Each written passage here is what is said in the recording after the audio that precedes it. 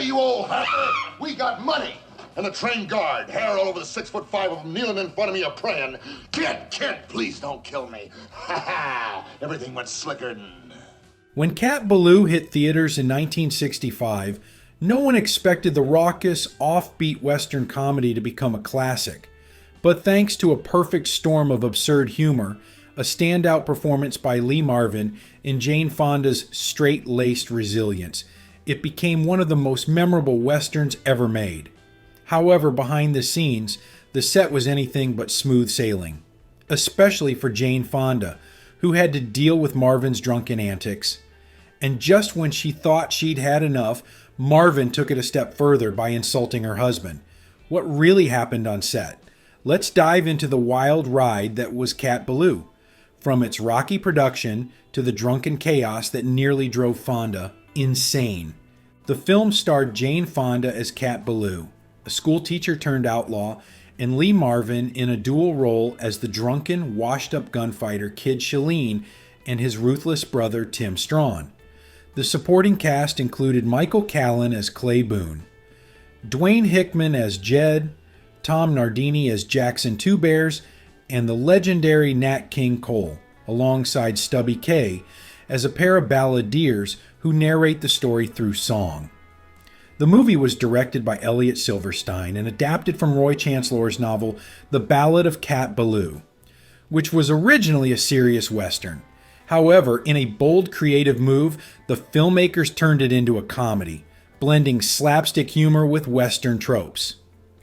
The story follows Catherine Cat Ballou, who returns home to find her father's ranch under threat from a corrupt railroad company. When her father is murdered by the tin-nosed assassin Tim Strawn, she gathers a ragtag gang, including the legendary gunfighter Kid Shalene, to seek revenge. The problem? Shalene is an absolute drunk, barely able to sit on his horse, let alone shoot straight. As the story unfolds, Cat robs a train, becomes an outlaw, and eventually takes justice into her own hands. The film builds to a climactic moment where Cat is sentenced to hang, only for her gang to stage a last-minute daring rescue. One of the biggest challenges during production was Lee Marvin himself. Known for his intense drinking habits, Marvin didn't just play a drunken gunfighter, he was one. In fact, some of his best scenes were fueled by actual alcohol. His very first scene, where Kid Shalene drunkenly falls off the back of a horse-drawn carriage, was rehearsed multiple times sober. Then Marvin disappeared behind the barn, downed a shot of vodka, and came back fully committed to the part. He was so dedicated to getting into character that crew members found him outside his dressing room looking green. When asked if he was okay, he simply said, "Tension, baby. Just a little tension." Despite, or perhaps because of, his method acting, Marvin stole every scene he was in.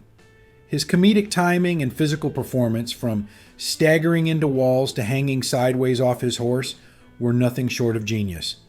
His drunken shenanigans even extended to his horse, Smokey, who famously leaned against a wall with crossed legs, a trick that seemed impossible until the horse trainer bribed Smokey with sugar cubes and carefully positioned his legs. That iconic image became one of the film's most famous shots.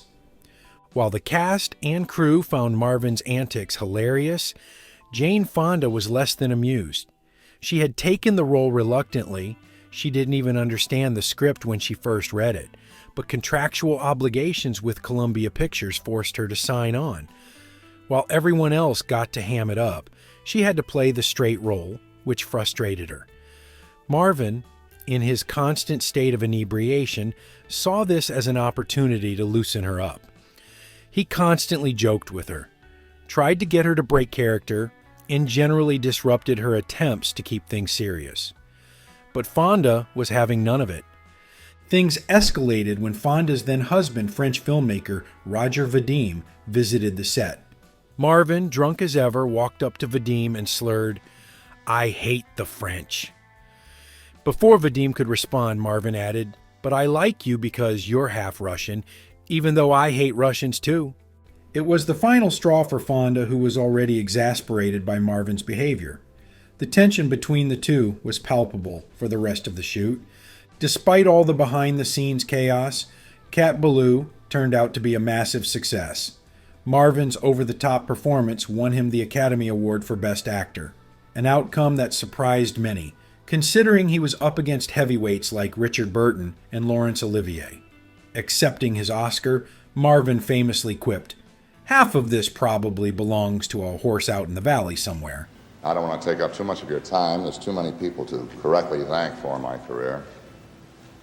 I think, though, that half of this belongs to a horse someplace out in the valley. He wasn't wrong. Smokey had played his part to perfection. Interestingly, Cat Ballou was not meant to be a comedy at first. The original novel was a straightforward Western, and the script went through multiple rewrites before landing on its final, humorous tone. The film also paid homage to classic Westerns, with nods to Shane and Butch Cassidy and the Sundance Kid. The character of Cat Ballou was loosely inspired by Etta Place, the mysterious companion of the real-life outlaw Butch Cassidy. One of the most tragic elements of the film's production was Nat King Cole's declining health. Cole was already battling lung cancer during filming, yet he continued to perform his musical narration alongside Stubby Kaye. His health deteriorated rapidly, and he passed away just a few months before the film's release. His contribution to the film remains one of its most beloved aspects. Cat Ballou also moved at an incredibly fast pace behind the scenes. The production was rushed to avoid bad weather in Colorado, and the cast often worked long hours. At one point, Marvin pulled Fonda aside and told her, "We're the stars of this movie. If we don't stand up for ourselves, the crew will suffer." That was one of the few moments they actually saw eye to eye, and together, they pushed back against the grueling schedule.